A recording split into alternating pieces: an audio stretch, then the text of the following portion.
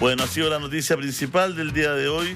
Chadwick se querella y pide desafuero de 10 diputados oficialistas. Afectan gravemente mi honor, ha dicho Andrés Chadwick. Uno de ellos es el diputado Nelson Venegas, con quien ya estamos en contacto desde el Congreso Nacional. Nelson, ¿cómo estás? Hola Julio, ¿cómo estás? Muy buenas tardes. Efectivamente aquí estamos en Valparaíso en el Congreso. ¿Se escucha bien? Se escucha muy bien, fuerte y claro. Muchas gracias. ¿Qué le parece primero todo lo que se ha conocido hoy día, esta querella, ¿no es cierto?, de Andrés Chadwick en su contra? Bueno, a mí me llama profundamente la atención el ejercicio de la acción penal que está realizando el señor Chadwick, porque él es abogado antes que ministro, y él sabe y él entiende, además que él conoce el mundo político y él sabe que hay ciertos elementos que son esenciales dentro del rol parlamentario, y uno de esos es la inviolabilidad de las opiniones que se vierten, sobre todo en el ejercicio del cargo. Y en realidad lo que se ha manifestado acá en esta acusación constitucional tiene como por objeto realizar una acusación contra quien se le puede realizar una acusación constitucional, que es la ministra Vivanco, y que en la relación de los hechos, para poder hacer que esta acción prospere, evidentemente se tienen que constatar, se tiene que hacer una relación de los hechos. Y en esos hechos sale el exministro Chadwick, porque él es parte de las grabaciones, no es que lo estemos inventando nosotros, es parte precisamente de todo lo que ha dado y que ha motivado toda esta situación que se ha vivido este último tiempo. Entonces, efectivamente hay un montón de elementos que constituyen la acusación, pero la acusación es contra la ministra Vivanco, y es evidente que en la relación de los hechos propiamente tal figura el señor Chadwick. Entonces a mí me llama la atención porque esta es una facultad esencial que tienen los parlamentarios. Nosotros incluso dentro del contexto internacional, los parlamentarios chilenos tienen muy pocas funciones en relación a otros lugares del mundo, donde somos colegisladores solo de algunas iniciativas de ley, y nuestro rol esencial es la fiscalización, y la fiscalización se realiza a través de las acusaciones constitucionales. Si se llega a coartar esta posibilidad, es que lisa y llanamente se está coartando las facultades que tiene la Cámara de Diputados en ese sentido, y entonces estamos frente a una situación muy grave. Yo siento que aquí se está tratando de coartar una cuestión que además no es nuestra. Nosotros tenemos la obligación de realizar esta fiscalización, no es porque nosotros queramos. Tenemos una ministra de la Corte Suprema que incluso se le abrió expediente por la propia Corte Suprema, no es una ficción, no es una cuestión para sacar rédito político desde una abstracción o desde un invento nuestro, es un hecho concreto y objetivo. Y entonces, en virtud de aquello, estamos realizando esa acusación, y como decía anteriormente, para que esta pueda realizarse, se hace una relación de hechos, y en esos hechos sale el exministro Chadwick, porque el ministro Chadwick estuvo en estas conversaciones, está en las conversaciones con el señor Hermosilla, es amigo del señor Hermosilla. Hoy día entiendo que también está siendo complicado por la situación de que se le está llamando y se le está citando a declarar no como testigo, sino que como imputado. Entonces esas no son inventos nuestros, no son cosas nuestras, son hechos constitutivos de lo que viene después a fundamentar esta acusación constitucional, digamos. A ver, dice esta querella, ¿no? ¿Qué dice Chadwick? Él dice que me imputan delitos actualmente perseguibles de oficio y se profieren expresiones en deshonra, descrédito o menosprecio de mi persona, las cuales afectan gravemente mi honor, mi honra e imagen pública. Eso dice Nelson. Bueno, efectivamente le está solicitando, y como te decía recién, yo quiero ser súper cuidadoso en cada una de las palabras que estoy realizando, porque además, por ejemplo, la acusación constitucional está en el marco de la inviolabilidad. Tanto así, por ejemplo, de lo que uno realiza, lo que conversa en la sala, o lo que conversa en la comisión, etcétera. Entonces, por lo tanto, nosotros tenemos inviolabilidad de nuestras opiniones en ese sentido y en ese lugar. Por eso que, por ejemplo, en esta entrevista soy mucho más cuidadoso en el empleo de las palabras. Pero evidentemente nosotros estamos frente a ni siquiera una atribución, sino que es una obligación.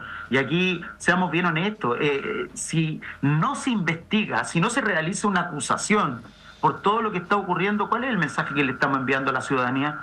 Si la ciudadanía hoy día está clamando para que se sepa y para que se tomen decisiones y para que se fiscalice respecto a una cuestión que, más allá de ser de cualquier color político, es una cuestión que está cruzando y está atravesando toda la sociedad chilena, y que es complicada. y donde nosotros, insisto, tenemos que hacer algo, y lo que estamos haciendo está dentro de las prerrogativas que nos ofrece nuestra propia Constitución, y la hacemos dentro de la inviolabilidad parlamentaria que nos ampara, porque si no existiera esta inviolabilidad parlamentaria, se acaba el debate político que se da en el Congreso, y eso es muy grave.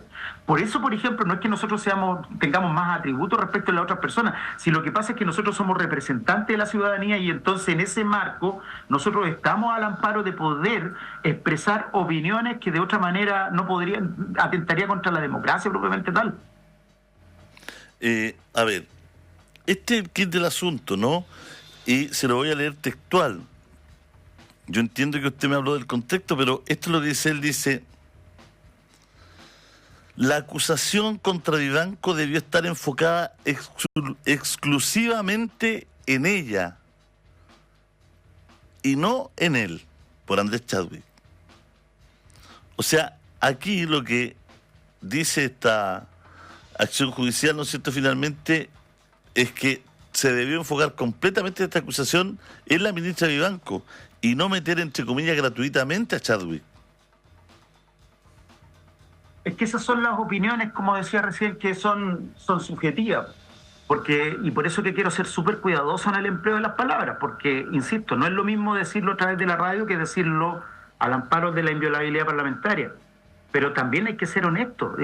Hay una unidad profunda de la situación que está ocurriendo con lo que ha ocurrido en lo que ha aparecido en las grabaciones, en los chats, etcétera, donde sale el señor Chadwick. Entonces, donde sale mencionado, digamos. Entonces, hay una relación respecto de los capítulos que se están implementando, de lo que nosotros estamos acusando. Hay una suerte de vinculación también respecto de las grabaciones y cómo habría aparecido en las grabaciones. Entonces eso no es un invento nuestro, no es que nosotros hagamos una acusación contra la ministra Vivanco y tomemos al voleo porque le tenemos mala al ex ministro Chadwick y lo pongamos en la acusación. No, existe una relación donde hay expresiones que se han vertido y que están en los chats que han salido estos últimos días. No es un invento nuestro. Hablemos de esta inviolabilidad parlamentaria. Chadwick hizo referencia a esto, que es una excepción al principio de igualdad ante la ley que hace que parlamentarios no puedan ser procesados por las opiniones y votos que emiten. Sobre ello destacó Chadwick que no aplicaría en este caso, ya que esta aplica solo, comillas, en sesiones de sala o de comisión, artículo 58 de la Constitución Política de la República, por lo que en este caso no se encuentran cubiertas por aquellos presupuestos, realizando gravísimas afirmaciones en mi contra en la redacción y presentación de una acusación constitucional que va dirigida en contra de otra persona distinta a mí. O sea, para Chadwick no correría esta inviolabilidad parlamentaria de la que usted habla.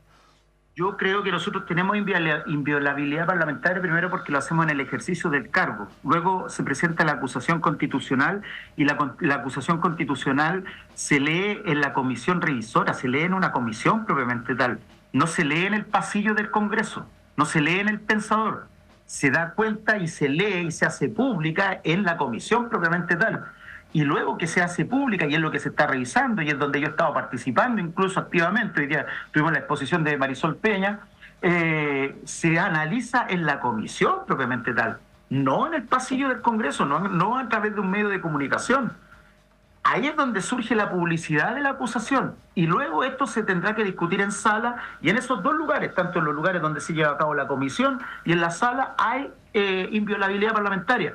Entonces, por eso que a mí me llama la atención, porque Chadwick no solo es un político avesado, sino que además es abogado y se imagina que debe estar asesorado por abogados prestigiosos, etcétera.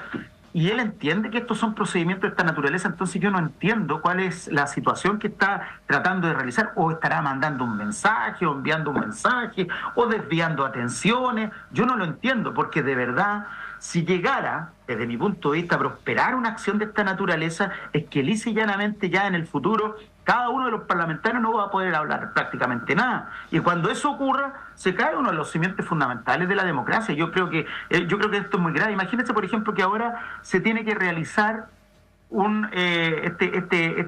a nosotros nos tienen que desaforar. Y quienes tienen que hablar de este desafuero van a ser ministros de las Cortes de Apelaciones. Y resulta que una de las situaciones más complejas que se está viviendo es precisamente la relación, y lo que estamos haciendo es contra una ministra de la Corte Suprema, es decir, el mismo Poder Judicial. Entonces, ¿qué significa eso? ¿Cuál es la señal que habría en ese sentido? Sería una pésima señal que se realizara un desafuero precisamente porque se trata de realizar una acusación contra una ministra de la Corte Suprema.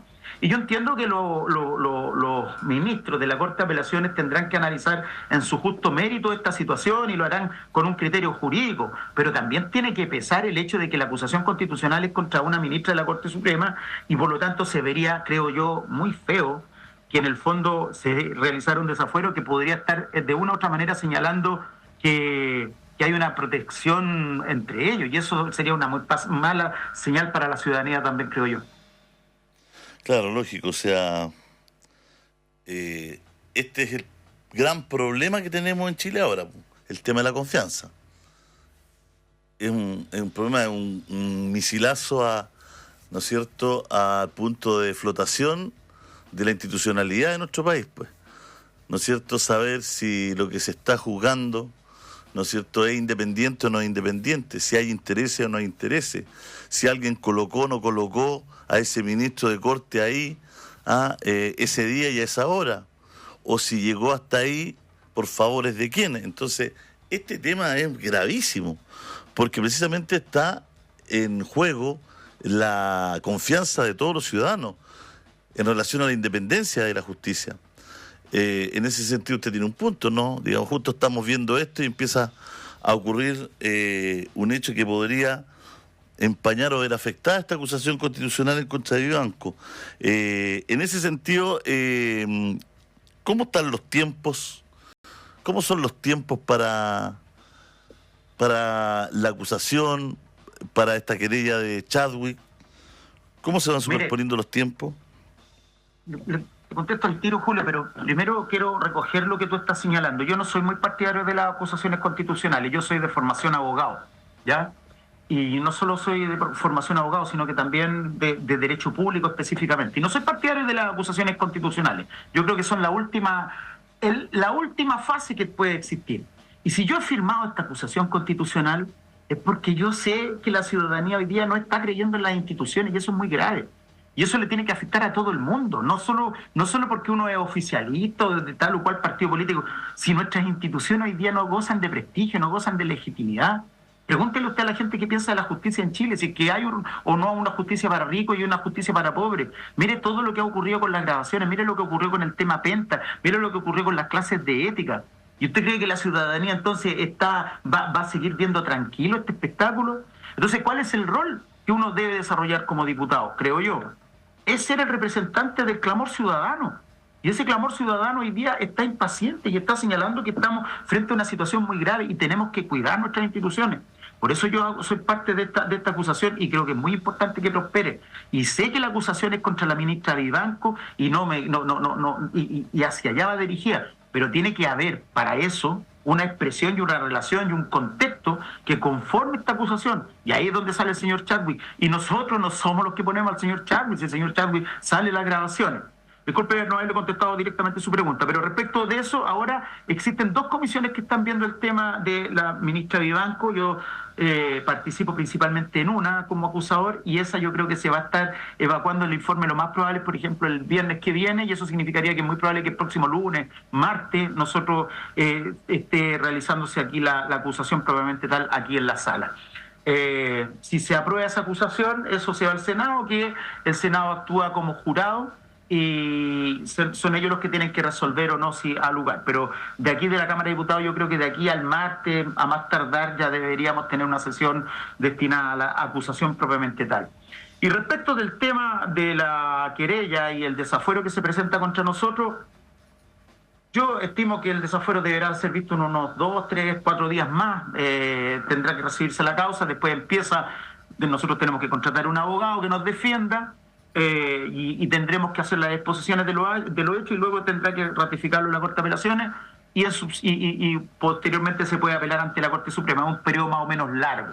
Es mucho más largo que la acusación constitucional. Pero déjeme decirle algo, Julio, yo no le tengo ningún temor, yo no tengo ninguna complicación al respecto. Primero, porque tengo la certeza que nosotros hicimos lo que corresponde hacer. Podrá uno alegar que la forma de cómo se hizo el escrito, pero yo le quiero insistir en lo que señalé recién. ¿Qué tenemos que hacer nosotros? ¿Quedarnos callados frente a este tema? Entonces la gente va a seguir pensando que los diputados, que la Cámara, que el Congreso no sirve para nada. Yo creo que este es el momento en que nosotros, indistintamente de nuestra posición política, tenemos que hacer algo al respecto y ser la voz que clama, que clama respecto de lo que está ocurriendo, y todos sabemos que la gente está inconforme con lo que está ocurriendo. No nos podemos hacer los lesos. Con respecto a esto, ya se está conversando, se está hablando dentro del Parlamento para hacer algún proyecto de ley que modifique la forma de nombramientos, de nominaciones, tanto de fiscales como de ministros de Corte.